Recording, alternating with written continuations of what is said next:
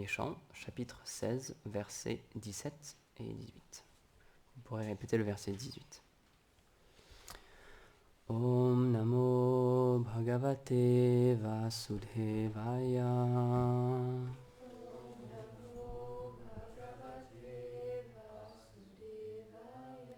Om Namo Bhagavate Vasudevaya.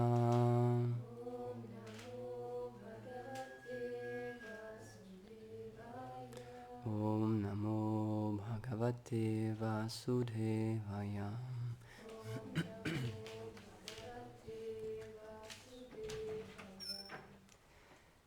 Tasyevam Vartamanasya Purvesham Vritim Anvaham Nati Dure Kilacharyam Yad Ashit Tani Bodhame. Alors qu'il suivait ainsi assidûment dans les traces de ses ancêtres, il reçut la nouvelle d'un étrange incident qui était arrivé pas très loin de la limite territoriale de son royaume. Je vais vous le relater. Verset 18. Dharma padekena charan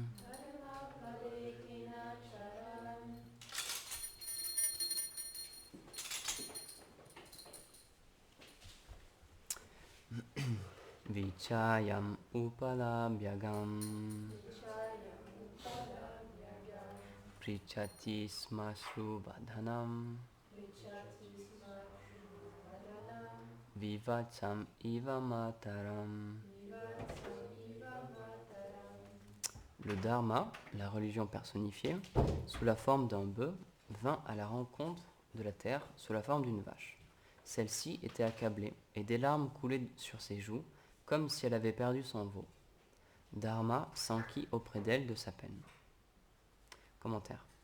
D'après Srila Vishwanath Chakravarti Thakur, dès que l'âge de Kali commença, Dharma sous la forme d'un taureau, la terre sous la forme d'une vache et Kali personnifié apparurent dans cette situation, bien qu'ils ne puissent être vus par les gens.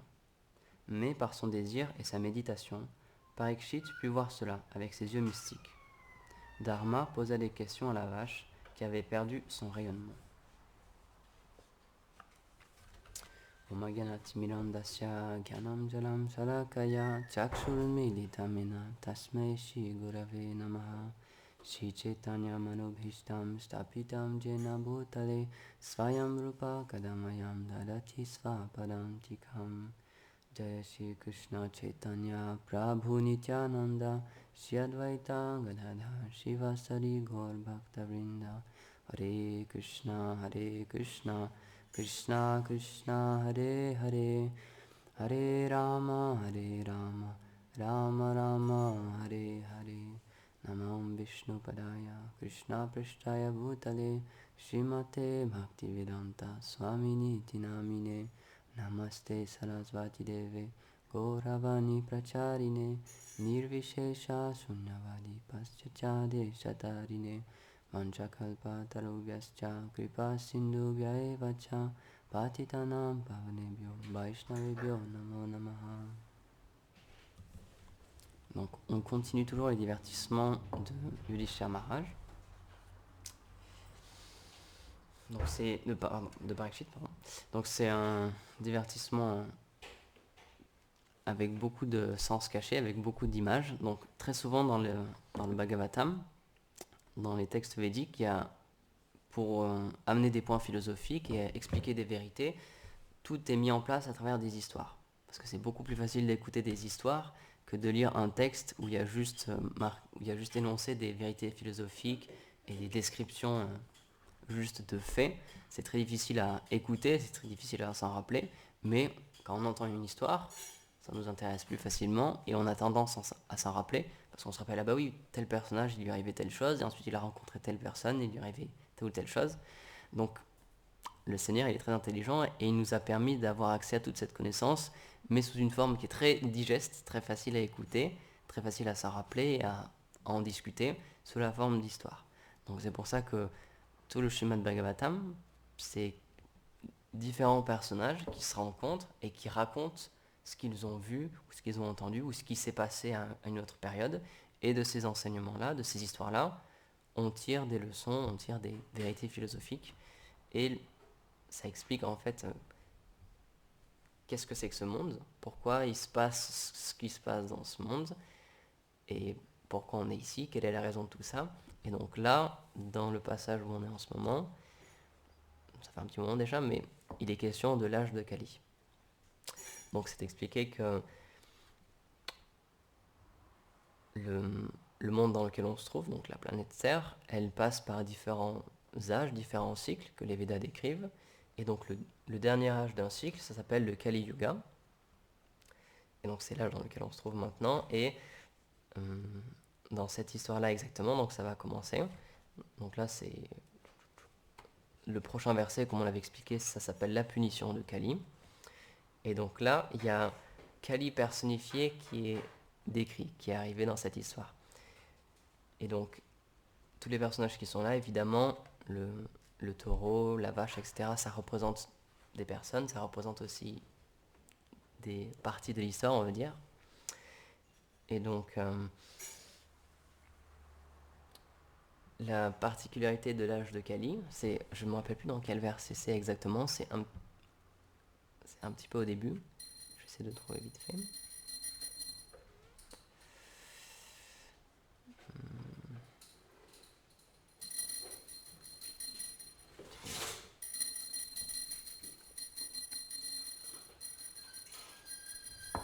Donc c'est dans le verset 4, au début du chapitre. Un jour, alors qu'il parcourait son royaume, le vaillant roi Parikshit vit le malfaisant Kali, un bas Shudra, déguisé en roi, arborant les emblèmes d'un prince et torturant une vache et un taureau en leur donnant des coups de pied. Voyant cela, le roi Parikshit infligea une sévère punition à Kali. Donc, un des symptômes de l'âge de Kali, les Védas nous expliquent que cet âge-là, il est symbolisé par l'hypocrisie et la querelle.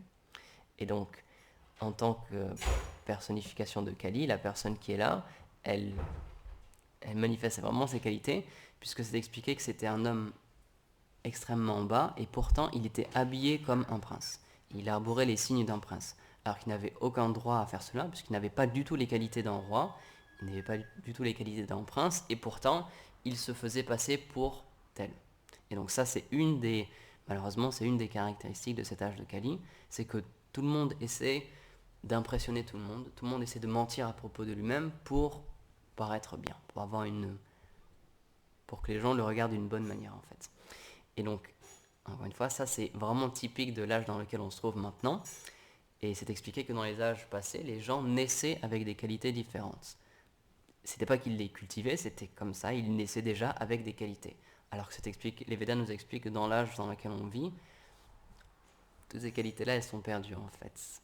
Donc le système de division en ce qu'on appelle des classes sociales, qui est expliqué dans les Védas, malheureusement, c'est plus vraiment d'actualité de nos jours, parce qu'il faut bien comprendre qu'avant, les gens naissaient déjà, étaient prédisposés, ils naissaient avec certaines qualités, certaines personnes étaient aptes à régner, elles savaient conduire un royaume, elles avaient toutes les qualités pour être un roi, pour assumer ces rôles-là, et donc ces personnes-là, elles obtenaient ces positions-là. Mais dans l'âge de Kali, comme ça t'expliquait, on ne naît plus avec ces qualités-là, plus personne n'est qualifié réellement pour être un roi ou telle personne. Et malheureusement, pourquoi beaucoup de personnes en Occident, ils ont une très mauvaise appréciation quand on leur parle de système social en Inde, ou même le mot caste, malheureusement il est très mal compris maintenant en Occident. On a l'impression que le système de caste, c'est quelque chose qui est lié à la naissance. Alors qu'en fait, pas du tout. Dans le sens où maintenant, le système de caste qui a été décrit en Inde, et qui malheureusement est quand même un petit peu en place maintenant, c'est lié purement sur le sang. Si tel parent il est situé dans telle caste sociale, alors automatiquement son enfant le sera aussi. Peu importe ses qualités. Et c'est ça le problème. Alors qu'avant, c'était en fonction des qualités des personnes qu'ils pouvaient accéder à telle ou telle position. Certaines personnes étaient naturellement portées à être artisans, à être guerriers, à être politique, un homme politique, et donc ces personnes-là, elles avaient ces qualités, donc elles pouvaient obtenir ces postes-là. Maintenant, ce qu'on a vu avec la monarchie aussi en France, il n'y a pas si longtemps que ça, c'est que certaines personnes, elles veulent garder le pouvoir entre elles, et du coup, si elles ont une position, par exemple, de roi, elles vont donner ces positions-là à leurs enfants. Par exemple, si certaines personnes, elles ont un poste de brahmana, donc de prêtre en Inde, automatiquement leurs enfants seront considérés comme des brahmanas. Alors qu'en fait, c'est pas du tout le cas. C'est en fonction des qualités de chaque personne qu'on peut désigner si elle est apte à avoir tel ou tel poste. Et donc malheureusement, c'est un sujet qui est très mal compris maintenant, et pour beaucoup de personnes, quand on leur parle de système de caste, ils voient ça d'un œil négatif. Ils disent mais c'est juste pour... c'est de l'esclavage en fait. Certaines personnes qui sont très riches, elles restent très riches, elles restent entre elles, et elles gardent le pouvoir entre elles, et il y a des personnes très basses qui juste sont là pour les servir, alors qu'en fait dans les Védas, ce système a été expliqué parce que les gens avaient des qualités, et c'était pour leur permettre de pratiquer, d'avoir une vie en fait, en mettant en pratique leurs qualités. Et le but ultime de tout ça, c'était que tout le monde puisse progresser spirituellement, avoir une vie spirituelle paisible. Parce qu'il faut bien comprendre que, comme je l'avais expliqué dans une autre classe, notre but, à travers nous, notre sadhana, notre pratique quotidienne, c'est de faire en sorte que notre environnement il est le plus favorable possible pour qu'on puisse dédier du temps à une vie spirituelle, pour qu'on puisse avoir facilement des pensées spirituelles et une vie spirituelle dans notre vie. Et donc, pourquoi ce système-là existait? C'était pour cette raison-là aussi. Certaines personnes avaient certaines qualités, elles étaient naturellement poussées à faire telle ou telle chose, elles avaient un goût pour ces activités-là, et donc en les orientant dans leur activité qui était naturelle, elles effectuaient un service à la société, et de cette manière-là, toute la société était en harmonie et tout le monde pouvait progresser spirituellement. Simplement en effectuant ce qu'on appelle le dharma, le devoir qui leur était prescrit. Mais maintenant, on a complètement oublié cette idée-là, et juste, en Inde encore malheureusement, certaines personnes elles restent dans des castes, mais en oubliant complètement le concept de dharma, et que normalement, tout le monde est là pour aider la société, et pour que la société soit paisible, pour que tout le monde puisse penser à Dieu, en fait, avoir une vie spirituelle. Et simplement en effectuant leur devoir, progresser spirituellement. C'est ça, en fait, le dharma. Et donc, là, dans ce verset, il est question de Dharmaraj. Donc, c'est un roi qui était tellement qualifié, c'était le Dharma personnifié, c'était un roi qui était tellement qualifié que la seule chose qu'il voulait, c'était que ses citoyens progressent spirituellement. C'est ça son seul désir. Il voulait juste faire plaisir au Seigneur, effectuer son service qui lui a été donné d'être un roi, mais en faisant cette chose-là, il voulait que son royaume soit paisible. C'était la raison pour laquelle, en ce moment, dans l'histoire où on se trouve, il faisait le tour dans son royaume pour voir si tout se passait bien. Et justement, il avait entendu qu'il y avait une personne qui était déguisée en prince, qui était en train de maltraiter des animaux, ce qui n'était jamais arrivé dans son royaume, ce qui n'existait pas. Ce genre de comportement, ça n'existait pas. C'est un royaume tellement spirituel, tellement bien mené, que ce genre d'activité n'existait pas. Et comme, donc là, c'est une suite d'événements, là où on se trouve, et cet exemple-là, ça montre bien que la période où il était, dont il est question, l'âge de Kali commence à avoir son influence sur les gens et sur l'environnement. Alors qu'avant, personne n'aurait jamais fait ça, personne n'aurait maltraité une vache, parce que c'est un animal sacré. Personne n'aurait fait du mal à une autre entité vivante. Mais là, c'est le début de l'âge de Kali, donc ça commence à arriver. Et donc nous, on est encore dans le début de l'âge de Kali, mais on s'y trouve pleinement, et c'est très facile de voir ça. Encore une fois, les dirigeants, les personnes qui sont au pouvoir, elles n'ont pas pleinement le désir d'aider les personnes qu'elles gouvernent, elles ont quand même un intérêt personnel. Et aussi un autre exemple, la Prabhupada explique, c'est l'abattage des animaux. C'est expliqué que c'est un symptôme de l'âge de Kali, et c'est quelque chose qui est extrêmement néfaste pour, ne serait-ce que pour nous en fait, pour l'humanité, c'est extrêmement néfaste. Il y a tellement de mauvaises conséquences qui sont plantées en fait, qui vont germer du fait qu'il y a un abattage des animaux comme ça. Il y a un dévot qui donnait un exemple très intéressant. Il expliquait à quelqu'un d'autre que donc les Védas, il dit si je vous regarde vous, en face de moi il y a juste, on peut dire à première vue, il y a juste des éléments. Vous êtes fait de chair, il y a des os, il y a du sang, etc. Mais il y a plus que ça en vous. La vie, c'est pas juste de la peau, de la chair, des atomes de cette conception-là, on va dire. C'est pas juste ça. Il y a quelque chose d'autre à l'intérieur. Vous êtes vivant. Et c'est ça, en fait, qui est intéressant. C'est que vous êtes vivant. Vous n'êtes pas juste comme la table, un amas de matière inerte. Vous êtes vivant. Et donc, il expliquait, de la même manière, la Terre aussi. La Terre, c'est vrai, elle a ces caractéristiques-là. Elle a du bois, elle a des minéraux, elle a de la terre, de la roche, etc. Mais les Védas nous expliquent que c'est aussi une personne. De la même manière que nous, on a un corps. Donc, c'est pas qu'on est ce corps, c'est qu'on a ce corps. On le fait bouger, on s'en sert, mais la vie, elle est à l'intérieur du corps. Et donc de la même manière, la Terre, il y a une surface, il y a des océans, il y a des forêts, etc. Mais il y a aussi une conscience. Et même récemment, il y a certaines études qui sont parues de certains scientifiques qui commencent à émettre l'hypothèse que la Terre serait une entité en fait qui répond aux actions qu'on porte sur elle. Et donc on le voit, c'est pour ça que de plus en plus maintenant, les gens essaient de faire attention à ce qui se passe, et c'est pour ça qu'il y a de plus en plus de conférences sur la biodiversité, l'environnement, qu'il faut faire attention à l'environnement, parce qu'on commence à se rendre compte que nos actions en tant qu'humains, elles ont des répercussions sur la Terre, et qu'ensuite la Terre, elle réagit. Et donc, pas pour le bien. En ce moment, la température se détériore, le temps aussi il est complètement déréglé, parce qu'on a eu toutes ces activités-là. Donc les Védas nous expliquent que la Terre, c'est aussi une personne, et si on lui inflige du mal, alors, c'est ce qu'on appelle du karma, on fait une mauvaise action, et donc ce karma nous sera rendu. Cette mauvaise action nous sera rendue. Si on fait souffrir quelqu'un, selon la loi du karma, on devra en souffrir nous aussi. Et donc, c'est pour ça que avant ça, ça n'existait pas ce genre d'action. Personne ne maltraitait les animaux, personne ne tuait les animaux. Et petit à petit, plus l'âge de Kali il avance, plus on ne fait plus attention à cette chose-là en fait, et on pense que c'est normal. Et juste pour le plaisir de la langue, juste pour manger quelque chose, on va tuer des centaines de milliers d'animaux.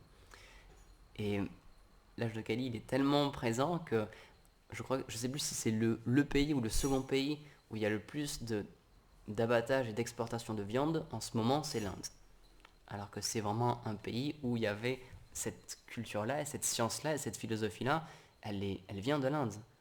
Tous ces textes-là, c'est des textes védiques. Et pourtant, c'est la société où, en ce moment, on est le plus en train d'oublier toutes ces choses-là. Mais c'est prophétisé. C'est quelque chose qu'il faut en avoir conscience, et on sait que ces choses-là, ça va arriver. C'est pour ça que les Védas nous expliquent qu'on passe par différents cycles. Et donc là, on est dans le dernier d'un cycle. Et c'est là où il y aura des choses extrêmement difficiles qui vont se passer. Mais le... c'est pas que tout est perdu non plus.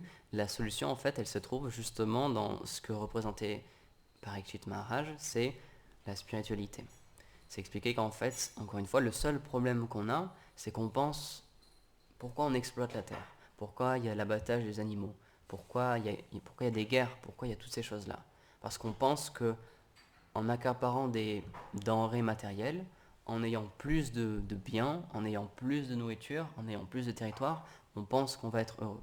C'est la seule raison pourquoi tout le monde fait ces choses-là. Pourquoi certaines personnes déclarent la guerre à d'autres pays, pourquoi des personnes, encore une fois, elles font des abattoirs et elles essaient de vendre de la viande, de manger la viande, etc. C'est juste parce qu'on pense qu'en faisant ces choses-là, on sera heureux. On pense qu'en satisfaisant notre langue ou notre estomac, on pense qu'on sera heureux. Et c'est ça en fait le réel problème. Et les Védas, ils sont là pour nous expliquer, toutes ces histoires, elles sont là pour nous expliquer qu'en réalité, on pourra atteindre le vrai bonheur, la vraie félicité, la vraie paix, quand on développera une vie spirituelle intérieure. C'est pas l'environnement qui va nous permettre d'être satisfait. Il y aura toujours un manque. Il y a un verset dans le Srimad Bhagavatam, je ne me rappelle plus dans quel chant exactement, ça explique que tout l'or du monde, toutes les richesses du monde, toutes les terres du monde et tous les biens du monde ne sont pas assez pour satisfaire les désirs de une seule personne, de un seul homme. Alors que dire de 7 milliards de personnes? Maintenant, ça sera peut-être bientôt 8 milliards, je ne sais pas. C'est expliquer que ce monde, il ne peut pas nous donner la satisfaction, c'est impossible. C'est une équation impossible en fait. Toutes les richesses de ce monde, elles ne peuvent pas nous satisfaire, puisque ce qu'on essaie de satisfaire, c'est notre corps, mais comme on l'explique au début, c'est pas qu'on est ce corps, c'est qu'on a ce corps. Et donc, si on n'essaie pas de satisfaire le réel nous, les Védas nous expliquent que c'est l'âme spirituelle. Si on n'essaie pas de nourrir cette âme et qu'on nourrit simplement notre corps, il nous manquera toujours quelque chose. On sera toujours insatisfait. On aura toujours un autre besoin. Même si on aura toute la richesse du monde, si on aura tout ce qu'on veut à manger, on ne sera quand même pas satisfait. Et encore une fois, c'est un exemple que tout le monde peut réaliser tous les jours. Il y a certaines personnes qui vivent dans des pays où ils ont très peu à manger. Ils ont très peu d'eau, il y a très peu de nourriture. Et donc on peut se dire, oui, c'est vrai que ça doit être très difficile de vivre. Ça doit être vraiment une vie très triste. Et quand on regarde les pays les plus développés au monde, avec le PIB le plus important, donc je crois qu'en ce moment c'est encore les trois pays de Scandinavie, Norvège, Suède, Finlande, c'est le pays où il y a le plus important PIB par habitant, la meilleure éducation, les meilleurs salaires, etc. Et pourtant, c'est un des pays, ils font partie des pays où il y a le plus de suicides. Parce que les gens ne sont pas heureux. Ça suffit pas. Même si on a tous les biens matériels qu'on peut, même si on a tout l'argent qu'on peut, ça ne nous satisfera pas. Parce que notre âme, elle n'est pas nourrie. Elle n'est pas satisfaite. Et à l'inverse, si on a une vie où matériellement on a peu de choses, on a juste ce qu'il faut en nourriture, on n'a pas beaucoup de biens matériels, on n'a pas de super voitures, etc.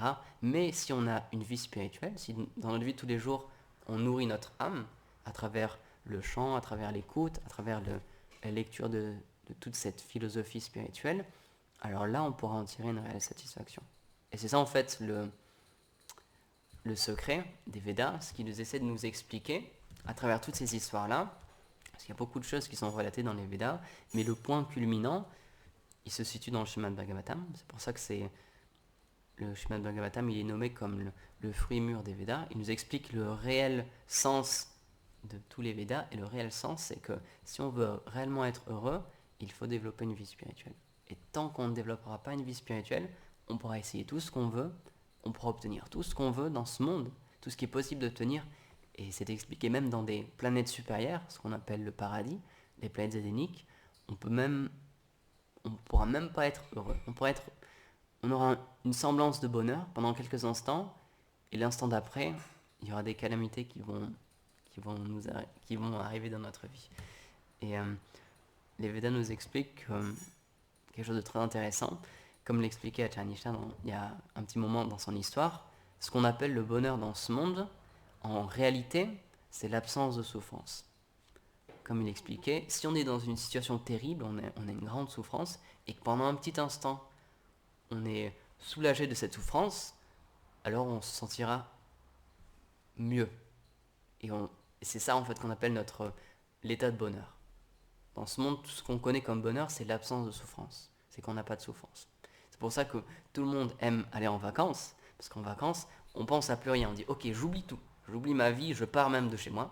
Je vais sur la plage, je vais ailleurs, dans un autre pays. J'oublie mon travail, j'oublie tout. Je coupe mon téléphone, etc. Je suis coupé de tout ce que j'avais avant. Et là, je suis heureux. Mais dans une semaine ou deux, à la fin des vacances, il faut revenir. Il faut reprendre sa vie, il faut reprendre son travail, il faut reprendre le dur train de tous les jours.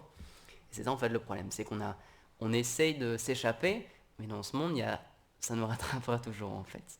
Mais la solution, elle se trouve dans la vie spirituelle. Si on développe une vie spirituelle, alors c'est expliqué, peu importe l'environnement qu'on a, peu importe qu'on sera riche ou pauvre, qu'on sera dans une situation matérielle qui est favorable ou qui est défavorable, on trouvera notre satisfaction en nous-mêmes en fait.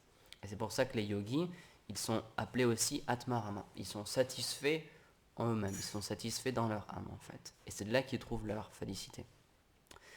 Et on a quand même cette conscience-là. En Europe, on commence à avoir conscience que même si on est très développé, qu'on a beaucoup de richesses, etc., il nous manque quand même quelque chose. Et donc c'est pour ça que depuis ces dernières années, énormément de personnes commencent à s'intéresser à la philosophie orientale, ne serait-ce qu'au yoga. Il y a de plus en plus d'écoles de yoga maintenant. Si on revient 10 ou 15 ans en arrière, quand l'école de yoga ici elle a ouvert, il n'y avait rien, il n'y avait vraiment rien du tout. Maintenant, rien qu'à Rouen, il y a plusieurs écoles de yoga. Dans toutes les villes maintenant, il y a beaucoup d'écoles de yoga parce que les gens ils ont conscience que quand même il manque quelque chose. Donc ils essaient d'aller un petit peu plus loin. Ils essaient déjà ne serait-ce que juste se recentrer un petit peu et juste méditer un petit peu, prendre du temps pour soi et essayer de chercher à l'intérieur en fait. Et donc c'est une très bonne chose, c'est pour ça que nous on est content que toutes ces personnes elles s'intéressent à cette philosophie-là et ne serait-ce qu'au yoga, ça te donne un pont en fait pour discuter avec eux. Par exemple, on a certains d'entre nous qui vont distribuer des livres, donc Soudam et Maharaj ils vont distribuer des livres dans la rue, et c'est ce qui rapporte quand même de temps en temps, c'est qu'il y a certaines personnes qui disent ah mais oui, j'ai entendu parler de la Bhagavad Gita. Parce que c'est un écrit qui maintenant est de plus en plus connu en fait. Oui, j'ai déjà entendu parler de Krishna ou de la philosophie de l'Inde, etc., ou du yoga, où ils rencontrent beaucoup de personnes qui pratiquent déjà du yoga. Et donc nous, on leur explique, nous aussi, c'est ce qu'on appelle le bhakti yoga. C'est une forme de yoga où on apprend à se concentrer sur l'âme, en fait, à nourrir notre âme. Et donc, même si l'âge de Kali, c'est un âge où il y a, encore une fois, beaucoup de difficultés, la Terre, puisqu'on l'a fait énormément souffrir, nous aussi, en tant qu'être humain, on reçoit beaucoup de souffrance, donc c'est une société dans laquelle c'est très difficile de vivre. En même temps, c'est quand même une bonne chose parce que plus les gens vont souffrir, c'est expliqué, plus ils vont se rendre compte en fait qu'il manque quelque chose. Que même en étant extrêmement développé, il nous manque quand même quelque chose dans notre société. Et donc pour nous, c'est une opportunité pour pouvoir expliquer à ces gens-là, à ceux qui sont intéressés, qu'il y a quelque chose d'autre. Et que ça se trouve dans la spiritualité, justement. Et que peu importe où on se trouve, même si, encore une fois, on peut être en France et pratiquer une spiritualité, pas besoin d'aller en Inde ou de se retirer comme certains font, dans une caverne, ou alors comme dans les yogis, dans les Himalayas, c'est pas nécessaire. On peut toujours vivre ici, avoir notre travail, notre vie de tous les jours, mais en cultivant notre âme aussi, en ne l'oubliant pas en fait. Pas simplement en nourrissant notre corps, en lui donnant à manger, en le faisant dormir, en faisant de l'exercice, etc., mais aussi en nourrissant notre âme. Et donc ça se fait entre autres à travers l'écoute des divertissements du Seigneur suprême, de la philosophie védique, du chant des sermons. Nous, c'est ce qu'on pratique en majorité, on va dire. C'est expliquer que dans cet âge-là, c'est le processus spirituel le plus simple, en fait, c'est chanter les sermons du Seigneur. Parce que tout le reste, c'est extrêmement difficile. Comme je l'ai expliqué l'autre fois, rien que de rester assis en tailleur pendant 1 heure, c'est physiquement difficile pour nous. Donc, pour ça, on ne nous demande pas grand-chose, juste de chanter. Et on peut le faire n'importe où, à n'importe quel moment, dans notre travail, à notre maison, peu importe, ça ne demande pas grand-chose, juste de se connecter en fait avec une vibration sonore transcendantale. Et petit à petit, on va pouvoir quitter l'influence de cet âge de Kali, être moins influencé, et ne serait-ce que juste développer la vertu qui va nous permettre en fait d'avoir une conscience paisible, et ce sera, comme on l'expliquait, encore plus facile de développer une vie spirituelle. Donc c'est vraiment ça le but, on va dire, au début d'une vie spirituelle, c'est de faire que tout notre environnement il est le plus favorable possible pour qu'on puisse avoir une vie spirituelle. Donc voilà, je vais m'arrêter ici. Est-ce que tu veux ajouter quelque chose?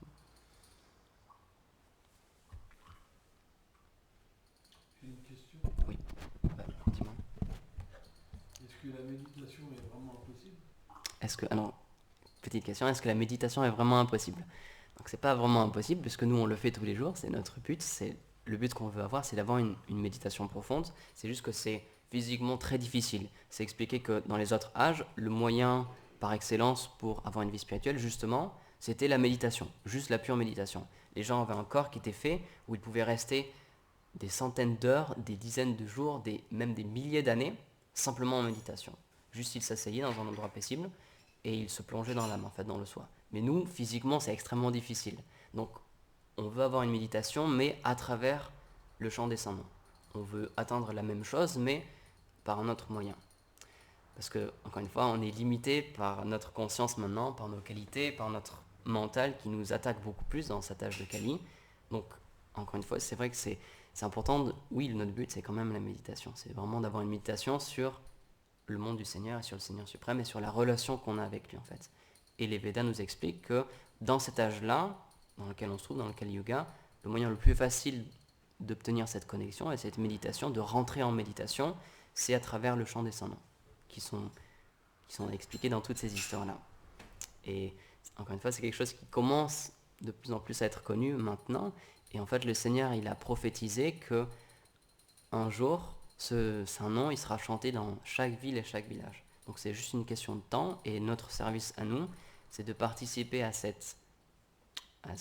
partage-là pour faire que de plus en plus de personnes puissent se connecter avec ce saint nom. Parce qu'un jour, ça arrivera, tout le monde le chantera. Donc nous, on est là pour aider dans ce service-là, de le distribuer en fait, de le faire connaître aux personnes. Donc voilà, je m'arrête ici. Est-ce qu'il y a d'autres questions, d'autres commentaires? Jai Srimad Bhagavatam ki Jai, Srila Prabhupada ki Jai. Ah, oh oui. Tu dis qu'il est tiers, c'est une déesse. Et comment on comprend ça? C'est comme nous, ou c'est comme une autre forme? Comment ça? Donc Acharya Nisha, il me pose la question. Donc j'ai dit que la Terre c'est une personne, comme une déesse. Donc comment comprendre ça? Comment comprendre ça? Est-ce que c'est une personne comme nous ou est-ce que c'est une autre entité vivante? C'est une bonne question. Donc c'est expliqué que donc les Védas nous expliquent que dans ce monde, il y a une personne derrière chaque chose. Tout est régi par ce qu'on appelle un demi-dieu ou un deva. Derrière le soleil, il y a quelqu'un qui gère le soleil. Derrière la pluie, donc Indra, il y a quelqu'un qui gère la pluie. Donc ce monde-là, il est régi par toutes ces entités qui permettent que tout fonctionne en fait. Et donc c'est expliqué que la Terre, c'est aussi une personne, mais c'est pas comme nous, c'est une personne très spéciale, c'est une grande dévote du Seigneur en fait. C'est expliqué que la Terre, et c'est pour ça qu'elle est très importante, et c'est pour ça les Védas nous expliquent dans dans l'univers dans lequel on se trouve, dans toutes les planètes qui existent, la Terre, elle a une place très particulière et il faut la respecter particulièrement parce que c'est l'endroit où le Seigneur, de temps en temps, personnellement, il vient et il fait ses divertissements. Il a choisi cet endroit, la Terre, pour pouvoir venir personnellement. Donc c'est pour ça que c'est une entité qui est très respectable. Et encore une fois, si on ne la respecte pas, ce qu'on est en train de faire malheureusement en ce moment dans notre civilisation, on aura beaucoup de mauvaises conséquences qui vont arriver. Si on oublie que c'est une personne, et que c'est une personne qui est très chère au Seigneur suprême, donc elle s'appelle Bhudevi, c'est le nom de la terre, si on ne la respecte pas et qu'on ne fait pas attention à elle, on aura beaucoup de problèmes, puisque c'est une personne qui est très chère au Seigneur suprême. Donc oui, c'est une personne, et cette conscience-là, elle existe déjà dans d'autres sociétés. Par exemple, en Amérique du Sud, c'est ce qu'on appelle la Panchamama. C'est la mère en fait, la mère terre. Et dans plein d'autres civilisations, dans plein d'autres cultures, cette conscience-là, elle existe. C'est juste que nous, on a oublié. En Occident, ça nous est sorti de la tête en fait. Et encore, il n'y a pas si longtemps que ça, si on remonte dans notre héritage, que ce soit par exemple avec les druides, etc., ils avaient cette conscience-là quand même, qu'il y avait quelque chose, une énergie dans la terre et dans l'environnement. Mais nous, on s'est complètement coupé de ça, et pour nous, c'est juste un morceau de terre dans lequel on coule du béton et on en fait ce qu'on veut. Sauf que non, c'est une personne et ça réagit en fait à ce qu'on fait. Et donc, un des buts aussi du Bhagavatam, c'est de nous rappeler, et non, regardez, c'est une personne, il faut s'en rappeler. Et à l'inverse, si on fait attention à elle, on peut avoir des prières. Par exemple, un Vaishnava expliquait quelque chose de très intéressant. Quelque chose qu'on peut faire, c'est que tous les jours, quand on se réveille, avant de se lever de notre lit et de poser notre pied par terre, on peut rendre nos hommages à la terre et on peut lui demander, s'il te plaît, accepte-moi aujourd'hui. Je vais marcher sur toi aujourd'hui, je vais me servir de toi, mais s'il te plaît, je veux le faire avec une bonne conscience. Rien que cette chose-là. Et ça peut nous aider. C'est une manière d'avoir une méditation plus profonde dans notre vie de tous les jours. Comprendre que tout ce qui nous entoure, c'est une personne en fait. Et qu'il faut avoir un respect à propos de ça. Ça ne nous est pas dû, c'est pas qu'on exploite tout ce qu'il y a autour de nous. Chaque chose est une personne, en un sens, et donc il faut la respecter. Donc oui, c'est un bon point, c'est important. Il faut vraiment avoir conscience que c'est une personne. Donc voilà, je vais m'arrêter ici. Jai Shrimad Bhagavatam ki jai. Prabhupada ki jai.